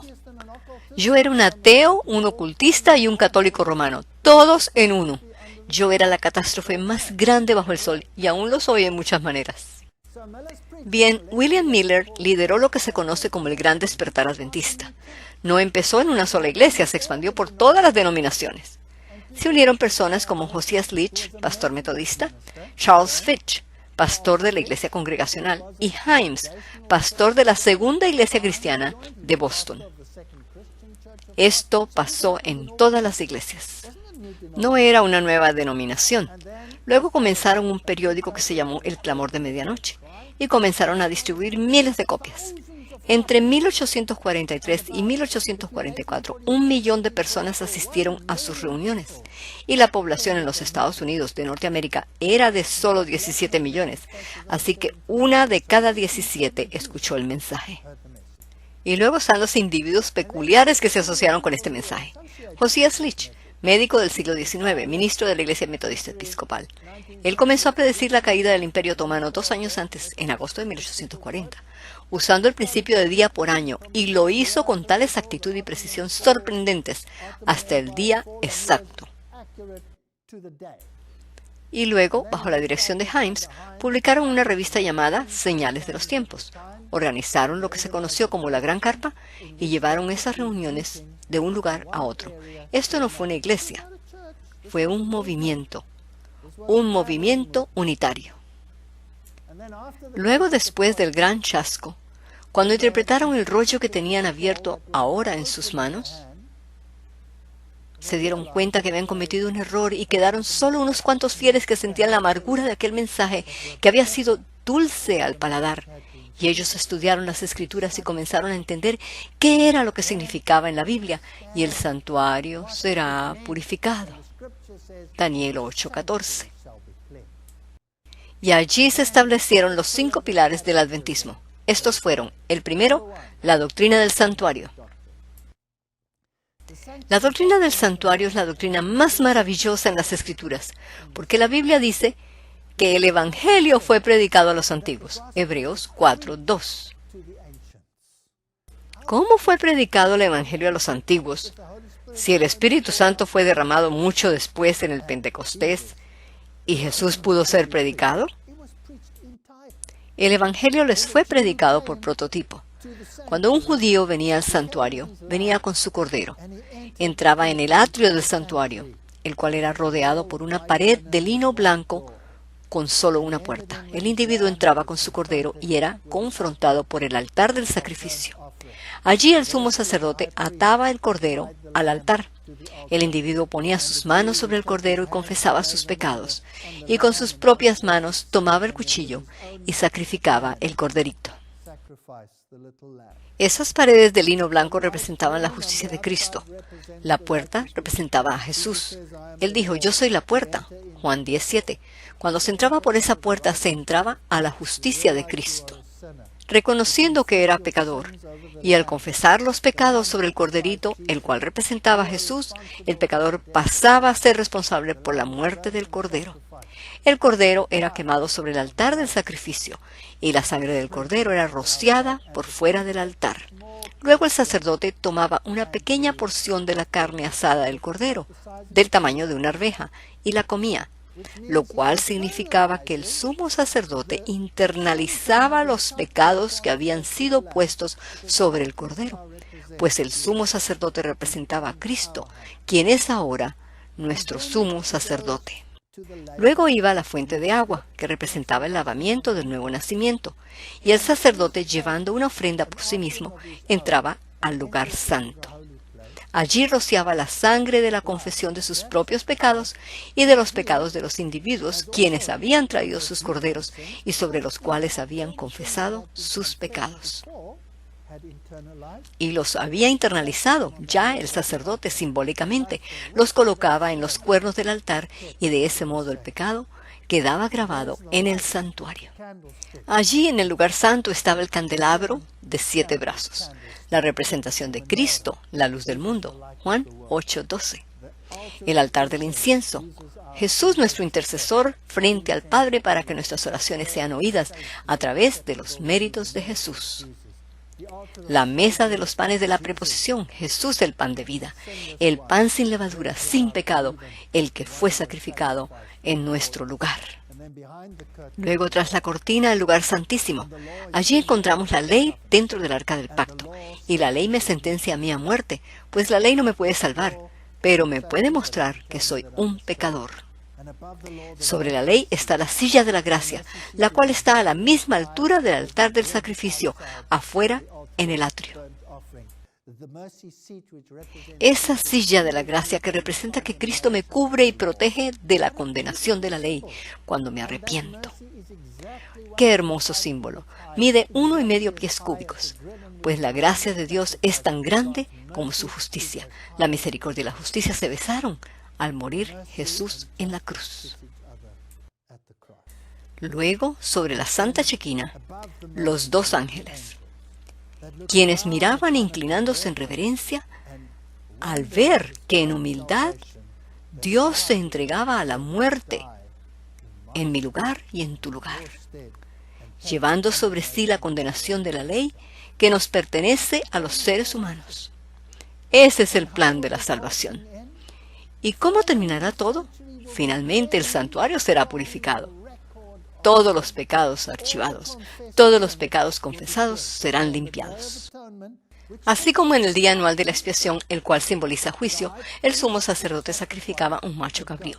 Había 2 machos cabríos, uno para la expiación y el otro para el Señor. Tiraban suertes, y el que le tocaba ser el del Señor era sacrificado, y con su sangre se hacía expiación en el lugar santísimo. Así hacía el sumo sacerdote la expiación del lugar santísimo. Luego salía y colocaba simbólicamente los pecados de todo el año sobre el macho cabrío expiatorio, el cual era llevado al desierto. Simbólicamente los pecados perdonados eran colocados sobre ese macho cabrío expiatorio. ¿Qué significaba eso en términos del plan de salvación? Cuando vayamos frente a Dios en un día futuro, ¿cuán completa será nuestra salvación? Absolutamente completa. Hasta los archivos de nuestros pecados habrán sido borrados. En otras palabras, iremos ante la presencia de Dios como si nunca jamás hubiésemos pecado. ¿Es así como nosotros perdonamos? ¿Podemos nosotros perdonar de ese modo? Se nos hace tan difícil perdonar a alguien que cometió una falta contra nosotros y esa persona nos dice, lo siento. ¿Cómo se supone que debemos perdonarle? Completamente, que no haya ni una traza de evidencia de la ofensa.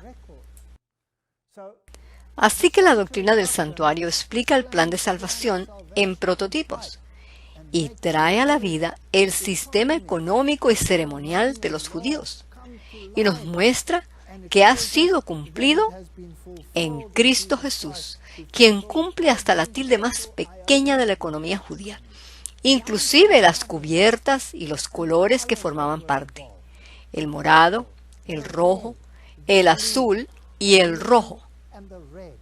El rojo, símbolo de sacrificio; el azul, símbolo de obediencia.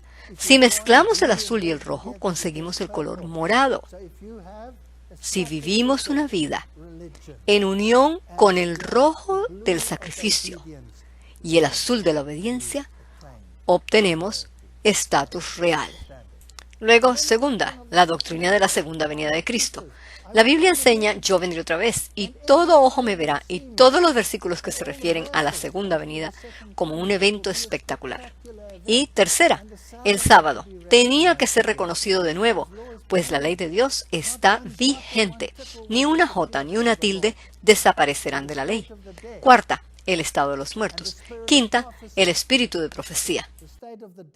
Cuarta, el estado de los muertos. Todos los reformadores creyeron, Martín Lutero, William Tyndale también lo creyó, que los muertos duermen hasta la resurrección, pero hoy la mayoría cree en la versión católica.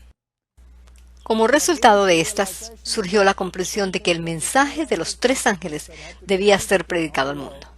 Sexta, el mensaje pro salud. Surgió después y pasó a ser el brazo derecho del heraldo del Evangelio. Y también la gente que participó en esa obra, que dicho sea de paso, esto es fascinante. Cuando los hijos de Israel salieron de Egipto, ¿fueron guiados por un profeta? ¿Sí o no? Sí. Moisés fue el profeta. ¿Y qué fue establecido de nuevo? La ley. El maná caía todos los días, y cuando caía los viernes debían recoger doble porción, pues el sábado no caería. Debían guardarlo y no se les pudrió. ¿Recuerdan esto? Así fue establecido de nuevo el sábado, por el caer del maná, el cual representaba a Jesucristo, el pan del cielo. El hermoso simbolismo del maná, con el milagro que sucedía cada viernes, pues no se dañaba. ¿Y qué simbolizaba? Que Cristo no sufriría corrupción en la tumba. El simbolismo es tan lindo, y luego desde el monte Sinaí, la ley escrita por el dedo de Dios. ¿Y qué hizo Moisés? Escribió todo lo ocurrido en un libro y lo puso en el lugar santísimo afuera del arca del testimonio, y la ley adentro del arca del testimonio. Ella debía sostener a los hijos de Israel en su viaje. ¿Se le dio a Moisés un mensaje pro salud? Sí. Levítico, lo limpio y lo inmundo, lo que se debe comer y lo que no. El lavado de las manos al tocar cadáveres. Y que hay que tener higiene en todo lo que se hace. El mensaje de salud formó parte entonces. ¿Y no creen que lo mismo ha de pasar ahora en el tiempo del fin, cuando el pueblo antitípico está siendo llamado a salir del Egipto simbólico, y que el pueblo de Dios además debe regresar a la ley, y que debe regresar al maná, y que también debe regresar a considerar el cuerpo como el templo del Dios viviente? Si lo hizo con el Israel prototipo, ¿por qué no lo va a hacer igual con el Israel antitípico? Bien, 2 personas en particular son bastante interesantes. James, conocido como Santiago o Jaime, y Elena White. Jaime nació el 4 de agosto de 1821, quinto hijo de 9, y cuando niño sufrió de sus ojos. Tenía tan débil la vista que le impidió asistir a la escuela. Ahora, él tenía tal debilidad visual porque era visco, terriblemente visco. Cuando él fue a la escuela, a los 6 años, no podía ver el pizarrón. La maestra lo puso en la silla de enfrente y ni así podía ver el pizarrón. Era tan visco. Entonces la maestra le dijo que tenía que irse a casa porque él no servía para estudiar. Bien, él se fue a casa y trabajó en la finca de su padre hasta los 19 años. Él deseaba tanto estudiar. Un día, a sus 19 años, se enfermó tan gravemente que todos pensaron que iba a morir, pues tenía una fiebre muy alta. Cuando se recuperó, la gran sorpresa fue que sus ojos ya no estaban viscos, estaban derechos. Entonces le dijo a su padre: «Yo quiero ir a la escuela». El padre le dijo: «¿Estás loco? Te vas a ver ridículo tan grandote entre los otros niños de 6 años sentaditos en sus pupitres». Pero él insistió: «Yo quiero ir a la escuela». Yo le doy gracias a Dios por las madres, quienes a veces pueden enderezar a los padres. Y el padre accedió y lo mandó a la escuela. Él resultó ser un estudiante brillante. En 3 meses se había puesto al día con el currículo. Al final del año escolar, él había hecho todos los estudios de todos los años atrasados. Fue excelente en matemáticas, escritura, lenguaje. En todas las materias se excedía. En un año hizo lo que normalmente toma 12 años para hacer. Increíble. Fue tan bueno que lo pusieron de maestro el siguiente año. Increíble. Y luego se casó con Elena Harmon. Su historia es más sorprendente, porque ella sufrió un accidente facial por una piedra que le lanzaron cuando tenía 9 años, la cual la dejó desfigurada y con media cara paralizada y un ojo más abajo que el otro. Ella solo estudió hasta 3er grado y ni lo terminó, pues tuvo que dejar la escuela. Y cuando tenía 17 años, ella pasó a formar parte de este mensaje y recibió visiones. Bien, la gente se quejó por sus visiones. Y dijeron, ¿será posible? Así que ella escribió en 1847. Después que Dios me dio la luz, Él me ordenó comunicarla, pero yo me rehuí. Yo era muy joven y pensé que no la recibirían viniendo de mí. Tenía 17 años. ¿Quién le hace caso a una chica de solo 17 años?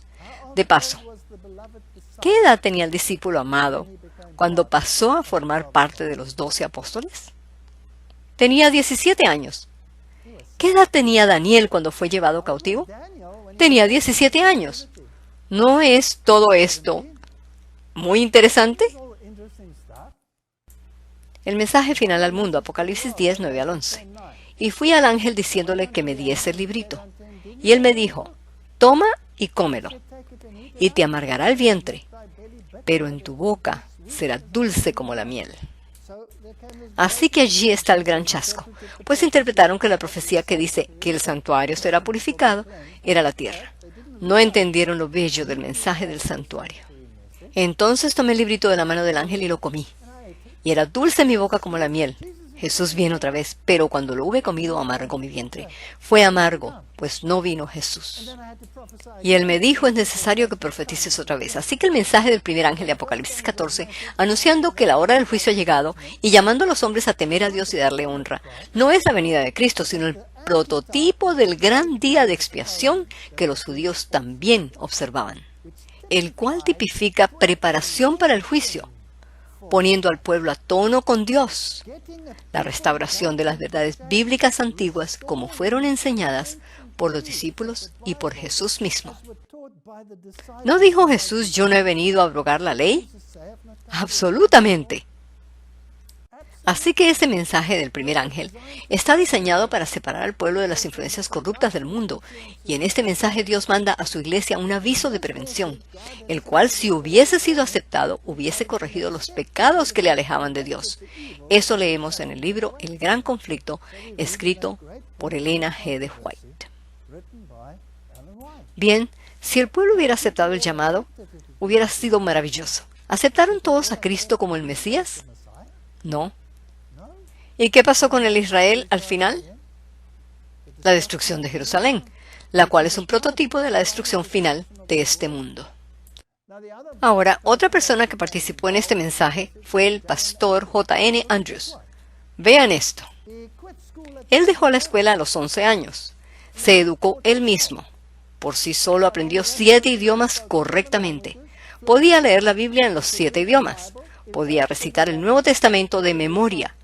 Comenzó a guardar el 7º día sábado a los 17 años y a sus 21 años ya era miembro del comité de publicaciones. Así que aquí tenemos otro individuo sin educación escolástica. Luego otro individuo interesante, Urias Smith. Él perdió una pierna por arriba de la rodilla en 1844 a sus 12 años de edad. En esa época, el que perdía una pierna le ponían una pierna de madera y caminaba así por el resto de su vida.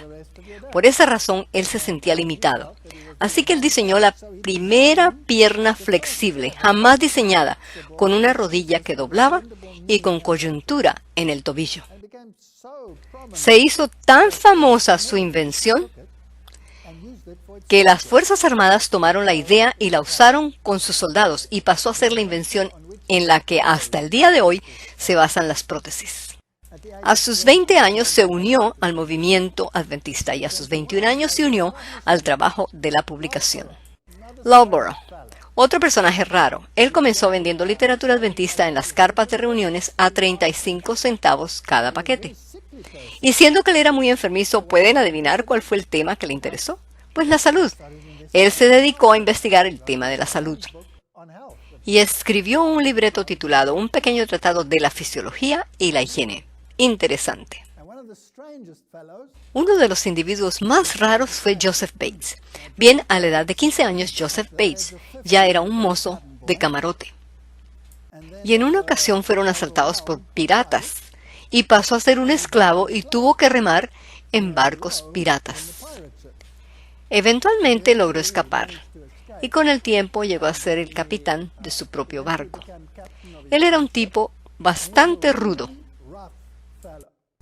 De los 3 fundadores de la denominación adventista del séptimo día, él era el mayor. Él tenía una esposa que poseía un hermoso carácter. Se cuenta que él era muy famoso por 3 cosas, principalmente por escupir más lejos que nadie, por decir más y mejores malas palabras, como nadie más podía, y por tomar cerveza como barril sin fondo. Él tenía además un baúl en el que guardaba sus revistas de lectura barata en series, las cuales él amaba leer. Entre ellas, su esposa siempre le empacaba una Biblia, pero nunca la leía. Él leía sus revistas baratas. En una ocasión, estando en alta mar, tomó la Biblia, comenzó a estudiarla. Bien, basado en la Biblia y solo en la Biblia, todo su comportamiento comenzó a cambiar. Dejó de escupir. No dijo más malas palabras. Dejó la bebida y descubrió la verdad del sábado en la Biblia. Entonces escribió un tratado al respecto y lo publicó por todo el mundo. Uno de esos tratados del sábado llegó a manos de Jaime White. Él lo estudió junto con la Biblia. Y todos estos individuos se unieron y comenzaron este gran movimiento. Esto no es una iglesia, es un movimiento. Luego tenemos a Stephen Haskell.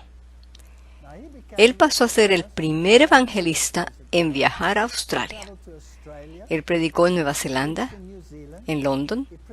También viajó al oeste de Europa, al sur de África, a India, a China, a Japón, y tenía ese fervor por predicar el evangelio. Hoy no es una gran cosa viajar por todos esos lugares, pero en ese tiempo sí era. Él bautizó en China y en Japón con este mensaje. Aquí hay una lista de estos pioneros reformadores. Ellen Harmon a los 17 años su primera visión, George Washington 21 años, John Allen 20 años, George Butler se convirtió a los 22 años, Hiram Edson fue el mayorcito 37 años. Luego le siguen Arthur, Moses Hall, Haskell, Loughborough y Sarah, todos de 20 años de edad. Esto es bien similar a lo que pasó en la época de Jesús. Cuando él eligió sus discípulos, todos eran más o menos de esa edad. Pues cuando se empieza un movimiento como este, se necesita energía y se necesita empuje. Se necesita gente joven. Y todos no eran educados de acuerdo con las escuelas tradicionales de su época. Tampoco atendieron a los seminarios teológicos de su época, exactamente igual que Juan el Bautista. Primera de Corintios 1, 26 al 31. Mirad, hermanos, vuestra vocación, que no sois muchos sabios según la carne, ni muchos poderosos, ni muchos nobles, sino que lo necio del mundo escogió Dios para avergonzar a los sabios, y lo débil del mundo escogió Dios para avergonzar a lo fuerte. Y lo vil del mundo y lo menospreciado escogió Dios, y lo que no es para deshacer lo que es, a fin de que nadie se jacte en su presencia. Mas por él estáis vosotros en Cristo Jesús, el cual nos ha sido hecho por Dios sabiduría, justificación, santificación y redención. Para que, como está escrito, el que se gloría, gloríese en el Señor. Bien, siendo que el movimiento fue visto con disgusto por los teólogos y todavía es visto con disgusto por los teólogos. Bueno, deseo recordarles que el héroe más grande que alguna vez caminó entre nosotros nació en un pesebre, fue crucificado en una cruz, fue rechazado y aborrecido hasta el día de hoy, es difamado, marginado, falsamente interpretado, inclusive por aquellos que se supone que le sirven. Isaías 52, 2 y 3, creció delante de él como renuevo tierno, como raíz de tierra seca. No tiene aspecto hermoso ni majestad para que lo miremos, ni apariencia para que lo deseemos. ¿No es ese el hijo del carpintero? Él viene de Nazaret. ¿Puede salir algo bueno de allá? Isaías 53, 2, fue despreciado y desechado de los hombres, varón de dolores, experimentado en quebrantos, y de él escondimos el rostro. Fue despreciado y no le estimamos. Es triste que los judíos tomen esta magnífica profecía mesiánica y la apliquen a la nación judía. Simplemente no hay forma de aplicarla. Juan 17, 14 y 15. Había pasado la mitad de la fiesta cuando Jesús fue al área del templo y comenzó a enseñar. Los líderes judíos estaban sorprendidos y decían, «Este hombre nunca ha estudiado. ¿Cómo es que sabe tanto?» Aquí tenemos a esa gente. Un obispo que por fin casi muerto se le enderezan los ojos, sin escuelas a los 19 años. La otra en tercer grado le deforman la cara y no puede estudiar nunca más. El otro sin una pata se educa solo. Otro más que su fama es escupir y maldecir. Deísta y masón. ¿Y esta es la manada de sabios que se supone que van a desenterrar las nuevas verdades de la Biblia? ¿O las verdades antiguas olvidadas? ¿Cómo debemos esparcir el mensaje? ¿Con un estallido de trompeta o con un susurro al oído? Y si la trompeta de guerra no suena bien, nadie va a alistarse para combatir. Alza tu voz en cuello y no te detengas. Declara a mi pueblo su transgresión y a la casa de Jacob sus pecados. Debemos apuntar hacia la ley. Debemos ser como Juan el Bautista. Escribe Elena White, las últimas alertas deberán ser dadas al mundo. Hay un poder especial en la presentación de la verdad en este tiempo presente. ¿Pero por cuánto tiempo durará? Solo brevemente. Si alguna vez hubo una crisis, es ahora. Esfuerzos decididos deberían ser hechos para llevar la verdad presente ante el mundo. No es un mensaje popular. El gran trabajo del evangelismo no cerrará con menor manifestación del poder de Dios que el que marcó su inicio. Las profecías que se cumplieron en el derramamiento de la lluvia temprana se volverán a cumplir con el derramamiento de la lluvia tardía a su fin. Dios va a manifestar su poder, pero tanto como Dios derramó su lluvia temprana, la cual trajo personas de regreso a darse cuenta de que se trataba de su salvación y la obediencia, también sucederá lo mismo en el tiempo del fin. Segunda de Corintios 6:1. Nosotros trabajamos junto con Dios y por eso les rogamos que no desaprovechen la gracia que recibieron de Él. Hebreos 4:16. Acerquémonos pues confiadamente al trono de la gracia. El guardar la ley no nos convierte en legalistas. Si le preguntamos a alguien, ¿quieres ser un criminal? No. ¿Quieres ser un ladrón? No. ¿Quieres ser un mentiroso? No. Ah, pero no quieren guardar la ley.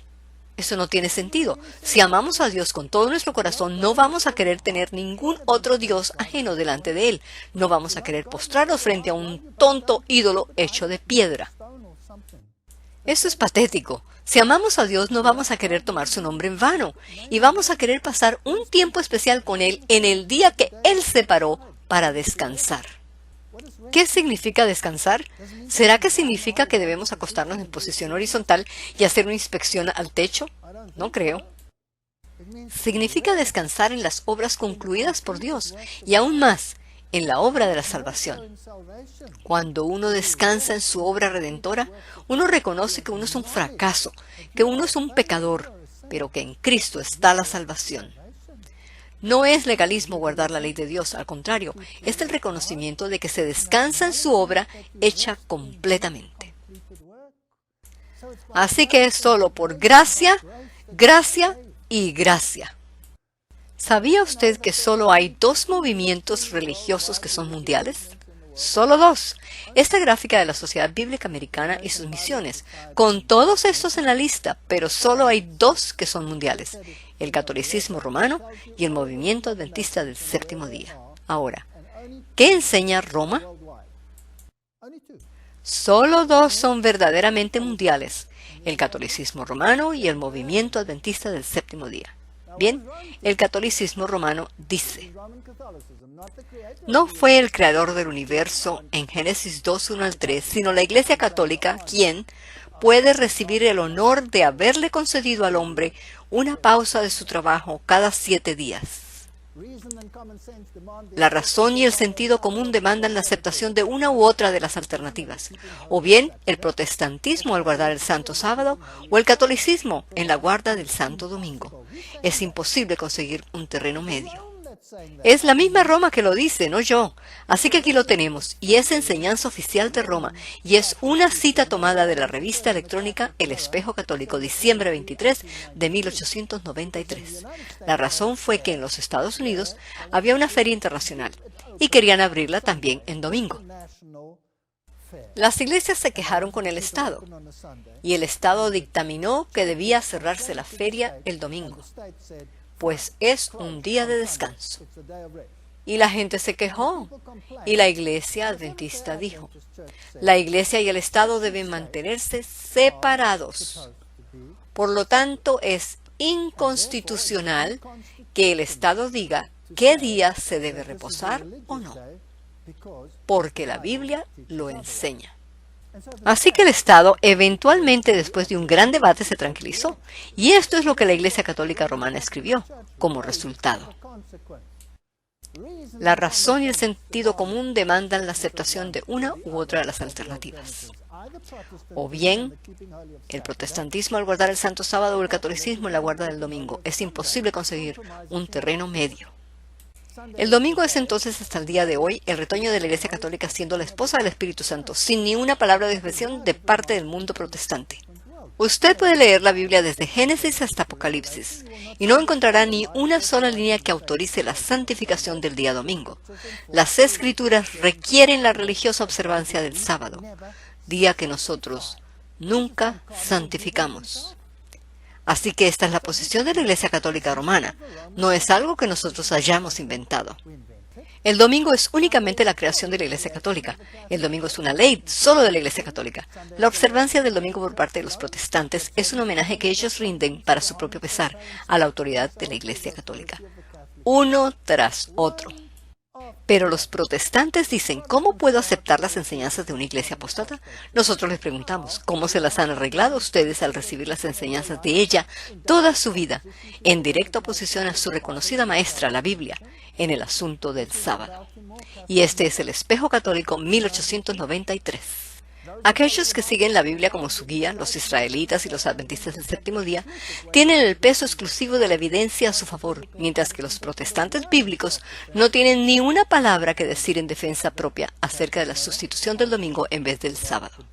Los adventistas son el único grupo cristiano con la Biblia como su maestra, quienes pueden encontrar que no hay orden alguna para el cambio del séptimo al primero, de allí su nombre, adventistas del séptimo día. La Iglesia Católica cambió la observancia del sábado al domingo por el derecho de la infalible autoridad divina dada a ella por su fundador Jesucristo, a que ellos se adjudican infalibilidad llevándole la contraria a la voluntad de Dios. Los protestantes, que dicen que la Biblia es su única guía de fe, no tienen ninguna ordenanza para observar el domingo. En este asunto, los únicos protestantes consistentes son los adventistas del séptimo día. Así que aquí tenemos dos organizaciones pisándose los talones. La una relativamente pequeña y desaparecida, la otra enorme, abarcando las masas con su movimiento ecuménico a todos los movimientos religiosos bajo su dominio. Este es el centinela de la Iglesia Santa Caterina, y dice así: la gente que crea que la Escritura debe ser su única autoridad, lógicamente deberían ser adventistas del séptimo día y reposar el Santo Sábado. Ahora, yo fui católico romano, y cuando estudié la Biblia y estudié las profecías, yo busqué a un sacerdote católico y le dije, con su permiso, por favor explíqueme qué está pasando aquí, pues estos son los mandamientos en la Biblia, y aquí están los de ustedes, ¿por qué son diferentes? Y él me respondió, yo no me dedico a las escrituras. Y yo le dije, perdone, pero usted es un sacerdote y no se dedica a las escrituras. Me respondió, no, pero le puedo traer un especialista. Así que me fui y busqué otro ministro de otra denominación protestante y él vino a mi casa. Yo le dije, ¿podría por favor explicarme esto? Y él trató de explicármelo. Y luego fuimos a Daniel capítulo 7 y yo le dije, esto es lo que los reformadores enseñaron y esto es lo que ustedes enseñan hoy día. ¿Puede usted decirme por qué? Y él me respondió, no, nosotros ya no creemos eso, porque el anticristo fue Antíoco Epifanio IV.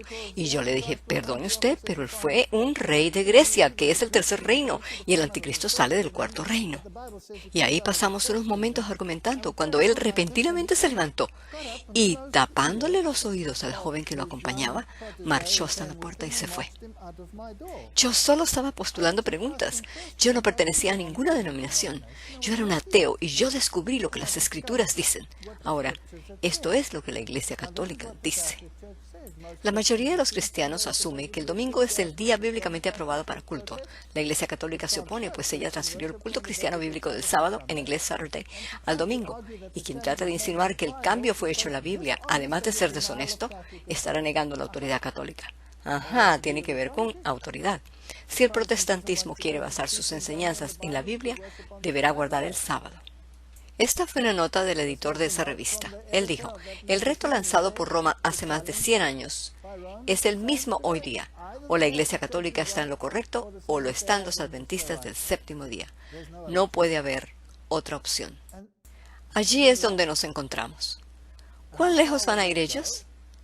Esta es la página oficial de la Iglesia Católica Romana y dice así: el adventismo del séptimo día no puede cambiar su interpretación acerca de que la Iglesia Católica es la ramera de Babilonia.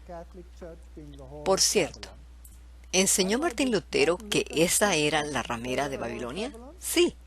¿Lo enseñó Calvino? Sí. ¿Lo enseñó Wesley? Sí. ¿Lo enseñó Spurgeon? Sí. ¿Y qué acerca de todos los grandes científicos de ese tiempo? ¿Isaac Newton lo enseñó? Sí. Todos lo enseñaron. ¿Y qué ha cambiado? Sin admitir que estaban equivocados en la guarda del domingo. No pueden admitir que no es la marca de la bestia al reposar en domingo, sin cambiar su posición en cuanto al sábado judío. Bien, no existe tal cosa como sábado judío. Solo existe el sábado bíblico. El adventismo del séptimo día no puede dejar de ser anticatolicismo, sin dejar de ser el adventismo del séptimo día. Yo concluyo que los materiales presentados en este trabajo están libres de cualquier error doctrinal o moral. Nota, esto fue tomado de los materiales presentados a los cardenales y ellos mismos pusieron su sello de aprobación en ese material. Esa es la única opción, no hay otra, o estamos con este grupo de raros o nos quedamos con el catolicismo romano. Eso es lo que están diciendo ellos. Bien, ¿cuál será tu elección? ¿Cuál fue mi elección? ¿Creen ustedes que yo me uní a esta iglesia porque sus miembros son una linda gente? ¿Qué es esto? Este es un hospital. Cuando el buen samaritano pasó por el camino, ese hombre estaba aporreado, allí tirado, y el buen samaritano vendó sus heridas y vació vino y aceite en ellas. ¿Qué simboliza el aceite? El aceite representa al Espíritu Santo. Y el vino representa la doctrina. Así que él vendó sus heridas, mientras que el fariseo había pasado de largo. El levita, u hombre del libro, también había pasado de largo. Y ambos descendían de Jerusalén a Jericó, a un mundo de maldición y a una ciudad degradada. Ambos descendían de una posición alta a una condición más baja. Pero el samaritano lo puso sobre su propio asno y lo llevó al hotel.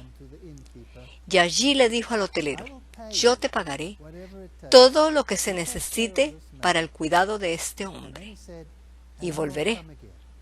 Y lo que hayas gastado de más, te lo pagaré. ¿Quién es el buen samaritano?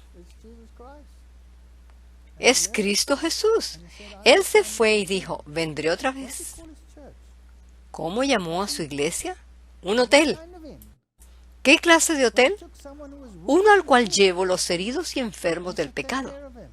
Y nos dice: volveré, y lo que hayáis invertido en ellos, os lo pagaré. Esta iglesia es un hospital. No es una iglesia que se crea que está asentada en un santo monte, pensando que el sol refulge de ella. Este es un lugar en el cual los enfermos del pecado, aquellos que han aceptado a Cristo como su único Salvador, vienen a congregarse. Sí, este es un movimiento mundial y tiene sus instituciones por todo el mundo. Esta queda en Alemania, este es un hospital en Alemania. ¿Sabían que la denominación con más hospitales en el mundo es la Iglesia Católica Romana? ¿Y cuál denominación protestante tiene los mejores hospitales en el mundo? La Iglesia Adventista del Séptimo Día. ¿No es eso increíble? Y aquí está este edificio, adyacente al Vaticano. Estas son algunas de las oficinas en Europa. Este es un edificio de educación superior en Inglaterra. Un campamento en Inglaterra. El Hospital de Santa Elena, California. Ministerios de Salud. El Hospital de Loma Linda. Centros de salud alterna y cientos de centros e instituciones de salud pequeños por todo el mundo. donde se enseñan prácticas saludables de ejercicio y alimentación y enseñando a regresar a los principios de salud, e imprentas produciendo material impreso. Este es uno de los pequeños hospitales en África. Si un turista de Alemania quiere ir a África, cuando va a la oficina de turismo, le dan un panfleto que contiene una lista de todos los hospitales adventistas en África y le dicen, si se enferma, vaya a uno de esos hospitales. Nuestros hospitales tienen muy buena reputación. Este es el colegio en Heidelberg, en Sudáfrica. Juan 14:15. Si me amáis, guardad mis mandamientos, no por ser mejor que nadie, sino por haber recibido la salvación por gracia. Apocalipsis 22:17. Y el espíritu y la esposa dicen, ven. Y el que oye diga, ven. Y el que tiene sed, venga. Y el que quiera, tome del agua de la vida gratuitamente. ¿Qué salta a la vista en este versículo? La gente dice, yo quiero a Jesús, pero no necesito una denominación, no necesito una iglesia. El Señor me guiará. El Espíritu me guiará. ¿Qué hizo Jesús cuando llamó a Pablo? Le dijo él, yo derramaré mi espíritu sobre ti y me serás apóstol a los gentiles, y yo te diré exactamente lo que has de hacer. ¿Así lo hizo Dios? No. Él lo mandó a su iglesia. ¿Y qué le dijo a su iglesia? Señor, ¿sabes lo que estás haciendo? ¿Conoces ese tipo? Es el individuo más miserable en el planeta. Ha estado persiguiendo a tu pueblo de derecha a izquierda, y ahora tú me mandas a que yo le imponga mis manos y lo bendiga. Luego él abrirá sus ojos y me verá. Yo le tengo miedo a ese tipo. Sin embargo, obedeció y fue y lo ungió, ¿verdad? Aquí vemos que Dios no hace nada sin contar con su iglesia. Pregunta, ¿organizó Cristo la iglesia temprana? ¿Sí o no? Sí, estaban esparcidos y vinieron y siguieron a Jesús. Cristo inició la organización con los 12, luego ordenó a los 70. Ahora, eso es fascinante, porque eso es el prototipo del Antiguo Testamento, en el que hubo 70 ancianos. Pero, ¿sabían que la nueva traducción destruye la tipología al traducir que los ancianos eran 77? A mí me gusta la traducción antigua porque a mí me gusta saber lo que Dios dice, no lo que los teólogos dicen. Y Jesús ordenó 70. Luego ellos escogieron ancianos y diáconos y se organizaron. Dios es un Dios de orden. ¿Y por qué no va a tener una iglesia organizada hasta el tiempo del fin? El espíritu y la esposa, ¿y la qué? Y la esposa dicen, ven. Notemos que Dios no trabaja sin contar con la iglesia. Así que este es un movimiento, no es una organización que se considere más santa que Dios. Este es un pueblo que es ciego, pobre, miserable y desnudo, que necesita colirio, que necesita saneamiento en su relación con Jesucristo. Y algunos vendrán que son legalistas, otros vendrán que son liberales, y será un caldo hirviendo, y habrá sufrimiento. ¿Quieren saber algo? En el arca hubo fetidez, pero si no quedaban dentro del arca, la otra opción era estar fuera del arca. Y sí, había animales raros dentro del arca.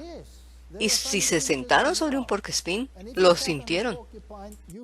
Y van a llegar puercoespines a esta iglesia. Y probablemente un rinoceronte nos va a dar estocadas que nos saque volando de la banca. Pero lo mejor es permanecer dentro del arca. Hay fetidez dentro de esta arca. Les aseguro que hiede. Pero no se trata de lo que somos. Se trata del mensaje que tenemos. Y Dios nos dio el privilegio de compartir este mensaje, no porque seamos tan buenos, sino porque es la verdad de Dios. Es el mensaje de restauración. Es el último mensaje al mundo. Que vengan a adorarle a Él, quien hizo los cielos y la tierra, los mares y las fuentes de las aguas. Desháganse del espiritualismo. Este es el Dios del santuario. Tenemos un sumo sacerdote, dice Pablo, el cual subió al santuario, no hecho por manos. Y allí está ministrando en nuestro favor. Tenemos un abogado ante el Padre. Este mensaje tiene buenas nuevas. No es un mensaje legalista. pero no se puede jugar con Dios. Dios lanzó al diablo por la puerta de enfrente porque no obedeció sus mandamientos. ¿Y piensan que ahora Él va a dejar a los pecadores meterse por la puerta de atrás a tomar el lugar que Satanás dejó vacío? Con toda seguridad, si Dios requirió una medida de obediencia al diablo y sus demonios, el mismo requisito tiene para los redimidos. Deberán estar en armonía con la ley de Dios. Apocalipsis 22:17, y el espíritu y la esposa dicen ven, y el que oye diga ven, y el que tiene sed, venga, y el que quiera, tome del agua de la vida gratuitamente. No es por obligación. Que el Señor nos bendiga al contemplar estos temas. Oremos. Padre Celestial, este es un fuerte mensaje para compartir, pues da la apariencia de que estamos pasando juicio sobre otros. ¿Y quién lo podrá soportar? No queremos hacer como aquellos discípulos de antaño que dijeron, este es un mensaje duro de soportar, y dieron la vuelta y se fueron. Luego Jesús, mirando a sus discípulos, les preguntó, ¿vosotros también queréis iros? Y ellos le dijeron, pero Señor, tú tienes palabras de vida, ¿a dónde más podremos ir? Y así es como me siento, y estoy seguro que muchas personas se sienten igual. ¿A dónde más podemos ir? Esta es la palabra de vida eterna, no hay otra opción. Luego tu enemigo nos asegura lo mismo, escoge, o estás con él o conmigo. Pero yo te voy a destruir, escoge. Mas como los 3 jóvenes fieles fueron librados en el horno de fuego, así también nosotros podemos confiar en el gran poder del Dios del cielo. Por favor, Padre, danos tu poder y danos valor. Y ayúdanos a ser humildes, de manera que podamos representarte dignamente. En el nombre de Jesús. Amén.